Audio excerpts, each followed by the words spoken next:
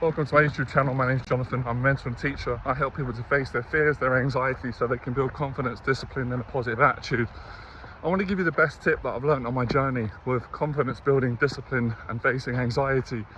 And the best tip is to consistently face your anxieties every single day. And what happens is those uncomfortable emotions and feelings that we all feel, we generally don't like, the thoughts, the sensations, mostly emotions. It's not that you particularly enjoy them, but you get hardy, you get used to them, you build a tolerance, you build momentum, you get into a flow state. But you've got to put a lot of work in and effort to reach that point, which is why it's worth understanding what you're going to get out of it so you can do it. Otherwise, the only choice you've got is to stay stuck, and that's depressing. It's horrible. There's no hope there. So if you do that in any area, whatever anxiety you've got, whether it's public speaking, running, training, work, travel, getting on trains, learning new skills, it doesn't matter what the anxiety is. The principle's the same in any area. If you face it hundreds of thousands of times, you get very, very confident at it. You get used to it. So you get to a point where you don't really mind if you're nervous and anxious and people can see it, because you have a lot of confidence with that as well.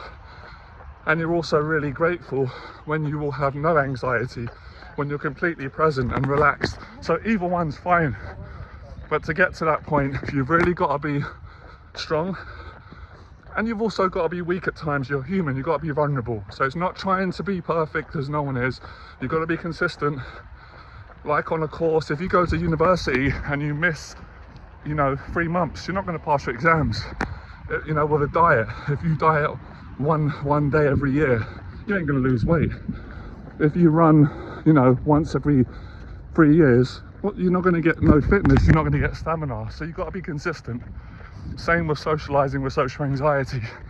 If you go and meet family and friends once a year, or go to a meetup group every 3 years, you're not going to become confident and relaxed around people. So consistency is the key, and you've got to keep going. And it's good as well to have perspective along the way, support, friends, therapy, videos, community. So when there's times where, like now, when it gets tough and you want to give up, you want to quit, you're going to have a lot of bad days.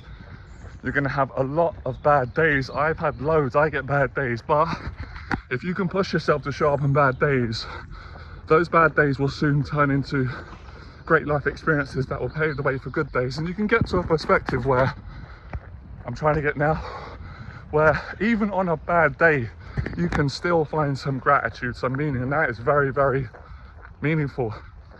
On a good day, you'll be like, brilliant. So it's not about going by how you feel or what you're thinking. It's about showing up, and it's a behavioral therapy. It's not a thinking therapy. Most people fail because they try to think their way out of anxiety. They try to think their way into being confident. It doesn't work. They read books on how to be anxiety free. It doesn't work. If that worked, everybody would read a book and just be cured in their front room or in Waterstone's bookshop. You have to take action. You need experience like I'm getting right now. I could not read a book on running and become fit at running, or lose weight, or learn to push myself like when I want to give up and to speak on a live stream, a video, when I'm fatigued. I learn it through doing it. So anxiety recovery, for the most part, is a doing recovery. It is behavioral. And those behaviors, that consistency, that exposure changes the way you think, the way you respond, the way that you view yourself and others, and that's what creates long-lasting positive change. You have to be consistent. And people say, how long is a piece of string? It's going to depend. Some things are going to take a year, 10 years, some will take 6 months, 6 weeks, and it depends on the effort you put in, and if you enjoy it, and if you can still find gratitude when you don't like it, when you resent it. So that's how you do it, all right? Other tips, that's the best one. The second one I'd say is, you cannot do it all on your own. I couldn't do it all on my own. I had help. I had help. Teachers need help. You need support. You need mentors. Do you know why you can't do it on your own? It's too lonely. It's too terrifying. It's too painful. It's too difficult. So get the help and support you need. You don't have to be helped forever, and there's a lot that you must do on your own that you will enjoy, but there's time period for a mentor, a course, a program, a community. So must seek help, which is great. And I also believe you must help other people, you must treat other people well on your journey, because if you don't, then what's the point of doing all this? You won't be happy. So work on becoming better. Get some help and support, mentorship from me or a therapist or a community, people that have got experience, that live what they're teaching, that have made tangible progress, and they're the same as you. They can help you, you can help yourself.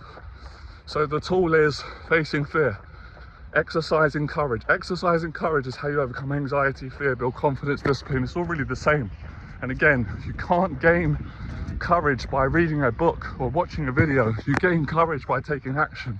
You learn through experience, for experiencing those difficult emotions, those difficult feelings again, and again, until you are stronger. You know, you're still gonna feel, we're human. So discipline is not going by how you feel and going by how you think, but making a vow, a commitment. It's a behavior. So you go to the gym whether you feel like it or not. You run whether you feel like it or not.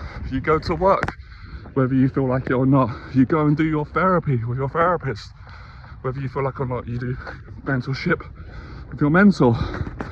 And the more you do that, the less dreaded anxiety you'll have, the more peace you'll have, the more confidence, and you'll also have a better relationship with anxiety, and you won't be trying to get rid of it. Whether it's there or not, you can live a great life. All right, hope this helped. Comments in the box below. I'll speak to all of you soon. Bye.